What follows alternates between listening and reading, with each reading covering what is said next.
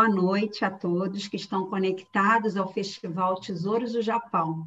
Para encerrar a programação de hoje, dos talk shows, vamos conversar sobre os nipo-brasileiros. Temos a honra de receber nessa conversa a embaixatriz e viúva do embaixador, senhor Edmundo Fujita. É a senhora Maria Ligaia Tolentino Abeleda Fujita, que é bacharel em Ciências Políticas, mestrado em Diplomacia e doutorado em Estudos Internacionais pela Universidade de Denver, no Colorado. Ela trabalhou também no Programa das Nações Unidas para o Desenvolvimento, PNUD. Atualmente está aposentada, mas continua tendo iniciativas inusitadas, como essa de produzir a websérie Nipo Brasileiros. Como surgiu essa ideia, senhora Maria Ligaia? Boa noite. Boa noite, Ana. Boa noite. Muito obrigada, em primeiro lugar, pelo convite de apresentar nosso projeto. Ficamos realmente muito honrados de fazer parte desse programa. Bom, o Edmundo foi o primeiro brasileiro de origem asiática a entrar no Itamaraty. Ele foi aprovado no concurso para Instituto Rio Branco em 1975, e ele foi aprovado em primeiro lugar, que realmente foi uma grande honra. Ele alcançou o topo da carreira diplomática, e foi promovido sempre por merecimento, e ele alcançou o topo da carreira como embaixador. Ele foi embaixador na Indonésia, na Coreia do Sul. Então, acho que por ter sido o primeiro asiático a ingressar no Itamaraty, o Edmundo criou um precedente importante, né? Porque acho que contribuiu para um novo olhar na história da chancelaria brasileira. Então, como surgiu o projeto? O Edmundo gostava muito de comemorar datas significativas. Então, quando a gente voltou do exterior, em setembro de 2015, ele tinha 2 projetos. O primeiro era escrever sobre os 125 anos do Tratado de Comércio, Navegação e Amizade entre Brasil e Japão, que foi assinado em 1895. Eu acho que o cônsul falou sobre isso, sobre esse tratado. Aí o Edmundo conseguiu fazer esse livro junto com professores Nomiya, Alexandre Ohara, Christine Tanaka e o professor Kotaro Horisaka, do Japão. Então, o resultado foi esse livro, né? São 120 anos construindo os alicerces para o futuro das relações Brasil e Japão. Conseguimos lançar esse livro em agosto de 2016, infelizmente 4 meses após a sua morte. Então, o segundo projeto era fazer um documentário sobre ilustres nipo-brasileiros, né? E ele já tinha o roteiro, perguntas, nome das pessoas, e meio que, como a morte dele, ficou meio engavetado o projeto. Mas, por sorte, eu conheci a professora Mônica através de uma outra amiga, Lili Mizumoto, e com a ajuda dela, a colaboração realmente super importante dela, e com a equipe do Diego, da Pieta Filmes, conseguimos fazer o projeto e lançamos oficialmente em abril de 2019. Foi assim que o projeto surgiu. Vamos, então, assistir um trecho do episódio com o embaixador, senhor Edmundo Fujita. E aqui eu organizei os documentos dele desde o nascimento até os postos dele no exterior, como embaixador na Indonésia e como embaixador na Coreia do Sul. Deixa eu ver. Aqui, que quando ele entrou no Itamaraty, né, que foi na Folha de São Paulo, primeiro Nisei aprovado no Itamaraty. Jovem Nisei quebra a barreira do Itamaraty. ele venceu o preconceito, tornou-se um diplomata importante. Ele foi colocado em funções difíceis, inclusive na ONU, não é? Este foi um trecho do primeiro episódio da websérie e quem gostou pode assistir os demais. São mais 8 episódios no endereço nipobrasileiros.com. E agora vamos conversar com Diego da Costa, que é diretor, cineasta, músico e também sócio da Pietà Filmes. Ele dirigiu vários documentários premiados, curtas e longas, e a gente gostaria de convidá-lo para contar para a gente um pouquinho por que ele optou realizar um web documentário. Boa noite, Diego. Boa noite, Ana. Obrigado pelo convite. Muito bom estar aqui dando uma entrevista com a embaixatriz Marielle Gaia, com a professora Mônica, e falando desse projeto que foi bem um divisor de águas, né?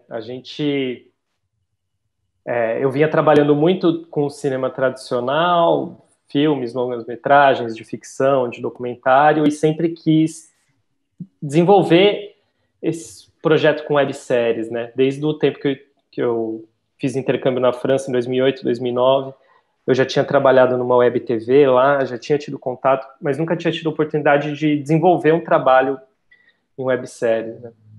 E que leva o audiovisual para um outro lugar, porque a gente não trabalha só imagem e som, trabalha outros fatores em conjunto, os textos, outras narrativas. E, por sorte, a professora Mônica conheceu uma amiga minha no Canadá, que também estava desenvolvendo projetos de websérie, e como elas já tinham o projeto de fazer o documentário do embaixador Edmundo, elas vieram com essa nova ideia, e a Vanessa indicou a Pietà Filmes, me indicou para fazer essa websérie. E foi muito interessante, assim, porque, bom, a embaixatriz Marielle Gaia e a professora Mônica vieram com uma ideia de websérie de nipo-brasileiros. Eu não tenho ascendência asiática. Então, a primeira coisa que eu fiz foi chamar 2 amigos meus de ascendência asiática, o Pedro Tinem e o Alexandre Nakahara. Inicialmente era para um ser o roteirista e outro montador. No final, nós 3 dirigimos juntos, escrevemos juntos, montamos juntos a websérie. E a gente conseguiu também articular com várias pessoas, e hoje outros trabalhos têm saído a partir daí, né? Mais conexões estão sendo feitas, né? Atores que a gente entrevistou já estão pensando em projetos novos, bailarinos, e por aí vai. Está sendo bem legal.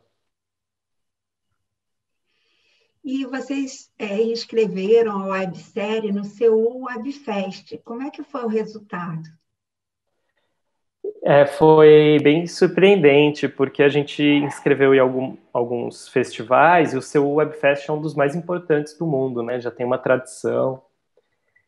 E a gente não esperava ganhar prêmio, a gente já estava muito feliz de passar lá, de ser exibido lá, né? E o que foi mais legal foi que a gente ganhou um prêmio de Brave New Series, que é uma espécie de prêmio revelação de webséries, e que fez a gente aparecer bem ali, né? A websérie já estava sendo exibida em vários países, né? Porque a equipe da Mônica, os orientandos da Mônica, trabalharam muito bem nas legendas para inglês, chinês, japonês e coreano. Mas realmente passar no festival, no seu Webfest, deu uma grande projeção para o documentário, para a websérie, foi bem legal. Parabéns para vocês por essa iniciativa que auxilia essa comemoração da imigração japonesa no Brasil, que já está completando 112 anos. E agora, para a gente entender mais sobre essa narrativa, vamos convidar a Mônica Okamoto, que é professora associada da área de letras, língua japonesa, na Universidade Federal do Paraná. Ela coordenou, juntamente com a embaixatriz, essa websérie premiada e foi pesquisadora também da Fundação Nacional de Pesquisa do Governo Coreano, de 2017 a 2019. Ela é pesquisadora do grupo Transport Press, que é Imprensa em Língua Estrangeira, e coordenadora do projeto de extensão Arquivo de História Oral de Grupos Minoritários. Publicou a obra A Influência Francesa no Discurso Brasileiro sobre o Japão, em 2016. Na sua opinião, Mônica, qual a importância de se produzir um web documentário sobre os nipo-brasileiros? Boa noite. Boa noite, Ana. Boa noite a todos e a todas. Gostaria de agradecer, né, o convite. É um prazer estar aqui com os meus amigos, o Diego, a Maria Ligaia. E como o Diego falou, né, esse projeto, na verdade, assim, estava correndo em paralelo. A Maria Ligaia, ela tinha um projeto que era do embaixador e de Fujita, e eu tinha um projeto, né, que era o projeto de extensão. E quando nós nos conhecemos, ele estava meio que alinhado, né? Nós duas tínhamos um projeto um pouco parecido e tal. E quando ela me mostrou um artigo de jornal falando que o Edmundo Fujita foi o primeiro nipo-brasileiro a entrar no Itamaraty, eu achei aquilo fantástico. E aí eu gostei também muito do projeto do embaixador e resolvi abraçar a causa. Né? Vamos tentar fazer. Então, e foi mais ou menos assim que né, as coisas começaram. Mas, assim, a importância para nós, né, depois de muita discussão tal, com o grupo, é que nós queríamos mostrar que, apesar dos nipo-brasileiros, né, de um modo geral, estarem totalmente integrados à sociedade brasileira, nós percebemos que ainda existia certos segmentos profissionais restritos aos asiáticos, né, aqui no Brasil, como foi o caso, né, de Itamaraty, mencionado pela embaixatriz, onde não havia presença de um único asiático até 1975. Então, a partir daí, a gente começou a explorar outras áreas, como literatura, dança, né, a mídia, e assim por diante. E a gente realmente notou que nós quase não vemos a presença de asiáticos, né, nesses segmentos. E nós descobrimos também que os asiáticos levam desvantagem na sua constituição física em algumas profissões, como, por exemplo, a dança, né? Que foi o caso dos bailarinos, que os asiáticos, por terem as pernas mais curtas, em geral, tinha esse empecilho, esse obstáculo para serem inseridos nessa área. E aí, no WebDoc, nós tentamos fazer, né, aliás, trazer algumas histórias de nipo-brasileiros que, apesar das limitações impostas pelos padrões da sociedade, eles e elas driblaram os desafios e encontraram soluções bem criativas. Então, vale a pena conferir a série que está no nipobrasileiros.com. Vamos assistir um pouquinho do segundo episódio.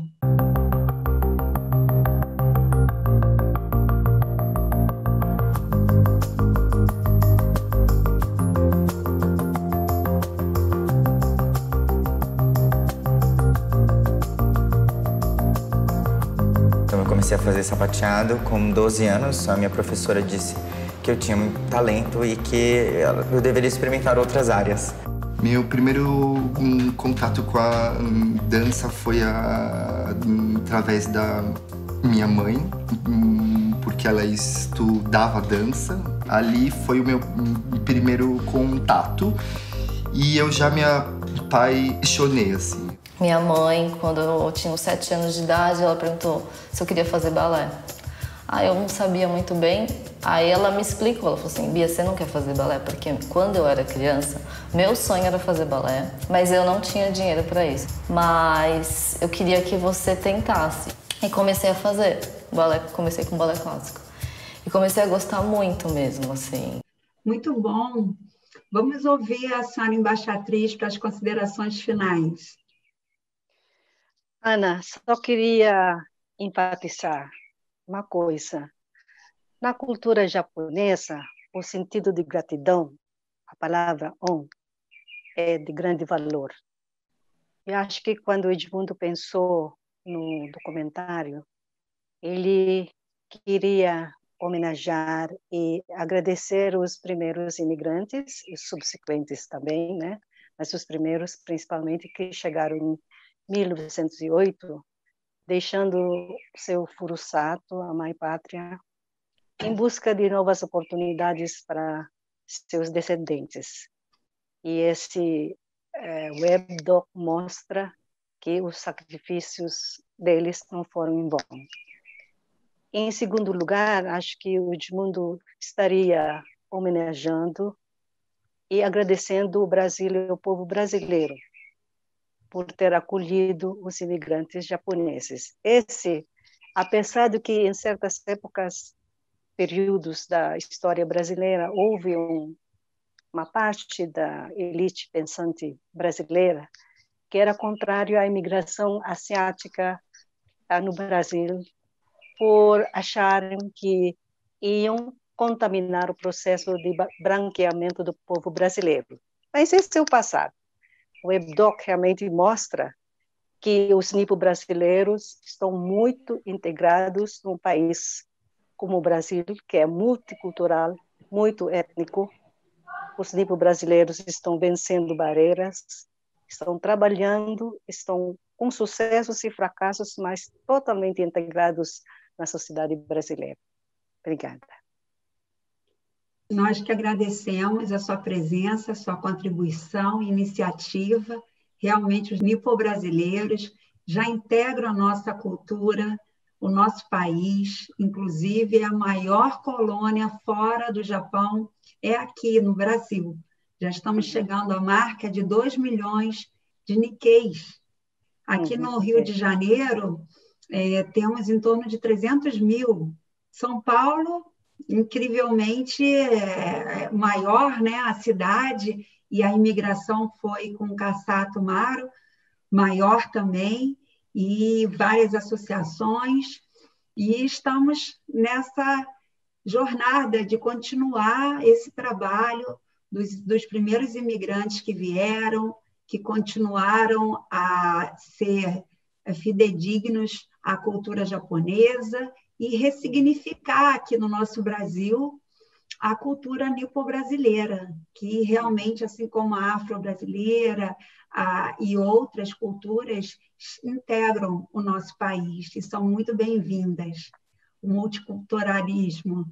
E, para as considerações finais, eu chamo o Diego.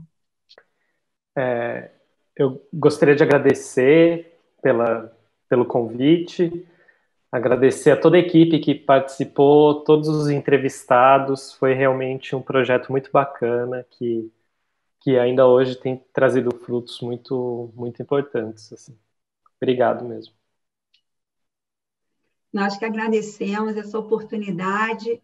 Vale conferir nipobrasileiros.com. E, para encerrar, eu convido a professora Mônica Okamoto. Bom, eu gostaria de agradecer mais uma vez a você, Ana, pelo convite, a todos e todas. E eu gostaria de agradecer especialmente os meus alunos e alunas que participaram do projeto. Eles se empenharam muito, fizeram as legendas, as transcrições, mas também participaram desde o início no processo de querer fazer alguma coisa nessa área. Então, eu acho que foi um projeto bem bacana. Eles se sentiram muito motivados também, né, a continuar estudando, tanto que muitos dos meus alunos que participaram da graduação e agora estão fazendo pós com a intenção de continuar, né, o que a gente fez no webdoc. E, por fim, agradecer a generosidade da Maria Bigaia, né, sempre muito disposta. Eu acho que foi uma honra para mim trabalhar com ela, fazer parte do projeto do embaixador Edmundo Fujita. Então, eu acho que nossos caminhos se cruzaram e foi uma grande felicidade. E por último, o Diego e toda a equipe também, assim, um pessoal jovem, uma cabeça ótima. Então, foi muito gostoso o processo. A gente curtiu bastante. Então, é isso. Obrigada a todos.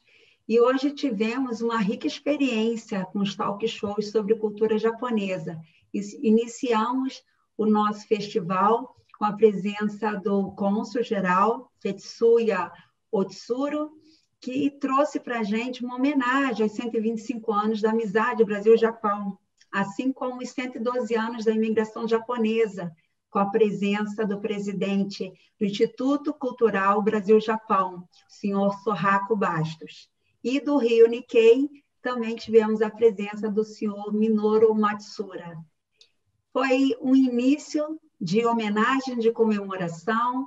Estamos agora finalizando o dia, comemorando também que são muito bem-vindos e têm uma história maravilhosa, os nipo-brasileiros. E amanhã tem mais. Domingo, 18 horas, esperamos vocês aqui no canal Tesouros do Japão para assistir mais um pouquinho sobre os tesouros materiais e imateriais da cultura japonesa. Muito obrigada pela atenção, por estar conectado com a cultura japonesa e ter divulgado o nosso festival. Muito obrigada.